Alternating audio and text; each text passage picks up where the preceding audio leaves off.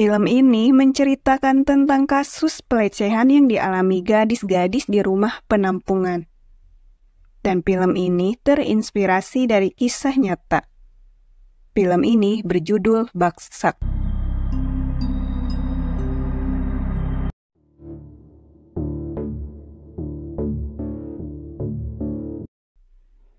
Film diawali dengan Sonu yang merupakan anak buah Bansi yang menyerahkan seorang gadis kepada seorang pria hidung belang. Tapi karena gadis itu menolak tidur dengan pria itu, maka Sonu menghabisi si gadis. Beberapa bulan kemudian di kota Patna, seorang mantan jurnalis bernama Guptaji menemui seorang jurnalis bernama Paisali. Ia memberikan sosial audit report tentang panti asuhan milik Bansi. Laporan itu menjelaskan tentang beberapa gadis yang terlihat tidak sehat.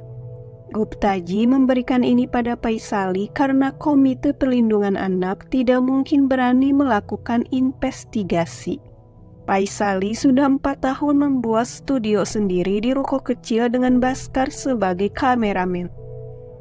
Arpin, suami Paisali, meminta agar Paisali berhenti menjadi jurnalis. Tapi Paisali tetap semangat ingin menjadi jurnalis. Keesokan harinya, Paisali dan Baskar pergi ke panti asuhan milik Bansi di kota Munawarpur. Ketika Paisali sedang memotret panti asuhan itu, Sonu muncul dan melarang mereka. Lalu Paisali mampir ke rumah kakak iparnya. Di sana, Paisali dinasehati agar segera memiliki anak oleh Suresh. Suresh juga meminta agar Paisali berhenti menjadi seorang jurnalis dan fokus dengan rumah tangganya. Lalu Paisali dan Baskar pergi menemui Mitles. Mitles adalah ketua Komite Perlindungan Sosial Kota Munawarpur. Paisali bertanya mengapa Mitles tidak melakukan investigasi tentang panti asuhan Bansi. Mitles mengatakan akan melakukan investigasi jika mendapatkan perintah resmi dari Kementerian Sosial. Setelah Paisali pergi, Mitles menelepon Arpin agar Paisali berhenti mencari tahu tentang panti asuhan Bansi. Sesampainya di rumah, Arpin meminta Paisali berhenti menyelidiki panti asuhan Bansi, karena Bansi sangat berbahaya. Keesokan harinya, Guptaji menjelaskan bahwa Bansi adalah pengusaha kaya raya yang dilindungi oleh polisi dan pemerintah setempat. Pagi harinya, Paisali nekat memberitakan tentang laporan audit sosial di channelnya. Berita itu ditonton Bansi dan beberapa orang saja. Keesokan harinya, Bansi meminta agar Paisali tidak memberitakan panti asuhan miliknya, karena semua berita buruk yang beredar hanyalah gosip. Sesampainya di rumah, Arpin marah kepada Paisali. Ia ingin Paisali diam di rumah saja. Tapi Paisali tetap semangat ingin menjadi jurnalis. Keesokan harinya, Paisali dan Baskar pergi ke beberapa panti asuhan yatim piatu. Paisali mencari tahu apakah ada seorang gadis yang pernah tinggal di panti asuhan milik Bansi. Karena biasanya jika gadis itu sudah berumur 18 tahun, ia akan dipindahkan ke panti asuhan yang lain. Setelah mengecek beberapa panti asuhan, ternyata mereka tidak menemukan informasi hal tersebut. Lalu mereka pergi ke panti asuhan yang ada di Madubani. Penjaga panti asuhan mengatakan tidak ada gadis di pantinya yang pernah tinggal di panti asuhan Bansi. Tapi seorang juru masak di pantinya bernama Suda pernah bekerja di panti asuhan milik Bansi. Setelah dijanjikan akan dirahasiakan namanya, maka Suda berani menceritakan tentang panti asuhan Bansi. Beberapa bulan yang lalu, Suda bekerja di panti asuhan Bansi. Ketika Suda sedang bekerja, seorang gadis bernama Godia datang dan menyuruhnya untuk segera pergi sebelum Suda menjadi korban ruda paksa. Tiba-tiba Rani datang dan menasehati Suda untuk jangan mendengarkan perkataan para gadis di panti itu. Karena menurut Rani, semua gadis di panti itu tidak waras. Malam harinya Suda terbangun karena mendengar suara para lelaki. Saat mengintip, Suda melihat Sonu memasukkan seorang gadis ke dalam mobil. Lalu saat akan menemui Gudia, Suda melihat Rani sedang mengamuk kepada para gadis. Suda lalu pergi ke kamar atas. Suda melihat Mitles sedang bersama dengan seorang gadis yang tidak sadarkan diri. Saat akan pergi ke kamarnya, Gudia lalu menarik Suda.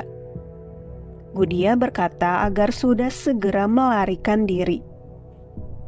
Malam harinya, Mitles, Bansi, dan yang lainnya sedang mengadakan pesta di kamar atas. Suda melihat para gadis itu dipaksa untuk minum-minum dan berdansa. Ketika melihat semua orang sedang berpesta, Suda lalu melarikan diri. Pagi harinya, Suresh menyarankan Arpin untuk segera menceraikan Paisali jika Paisali terus membangkang. Paisali mendengar perkataan Suresh. Lalu Paisali berkata seharusnya Suresh lebih berani daripada dirinya, karena Suresh adalah seorang pengacara. Beberapa hari kemudian, Guptaji menggugat Kementerian Sosial ke pengadilan karena tidak melakukan tindakan atas laporan audit sosial. Sonu menduga bahwa Paisali meminta Suresh untuk melayangkan gugatan karena Suresh adalah seorang pengacara. Bansi dan Mitles pergi ke rumah dinas Kementerian Sosial. Di sana mereka bertemu dengan Mohan. Mohan adalah suami kepala Kementerian Sosial tingkat provinsi bernama Rajani. Bansi berkata jika Bansi tertangkap maka Mohan dan Rajani juga akan terseret. Sementara Paisali akan memviralkan gugatan yang dilayangkan Guptaji ke pengadilan.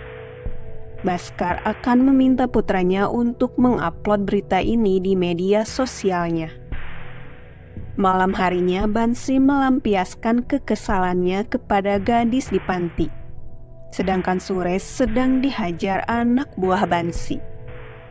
Di pagi harinya, Paisali pergi ke kantor polisi untuk melaporkan kasus pemukulan Suresh. Tapi polisi menolak laporan itu karena mereka semua adalah backingan Bansi. Melihat istrinya begitu semangat mengungkapkan kebenaran, akhirnya Arpin mulai mendukung Paisali.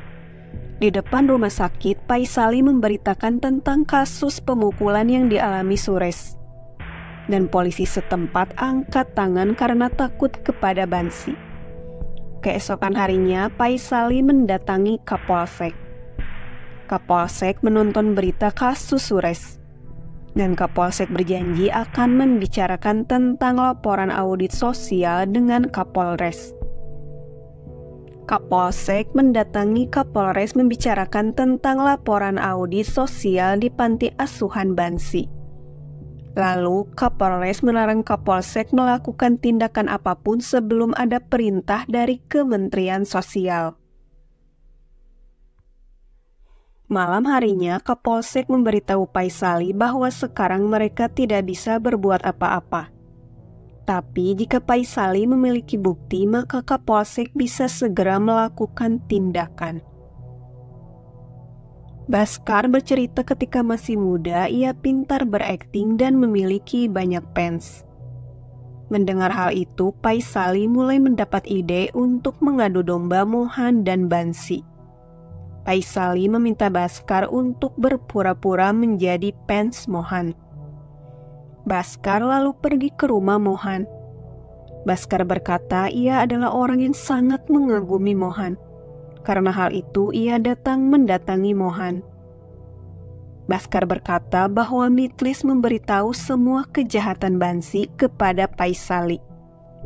Mohan menelepon Bansi karena Mitles sudah berkhianat. Mendengar hal itu, Bansi langsung memukuli Mitles.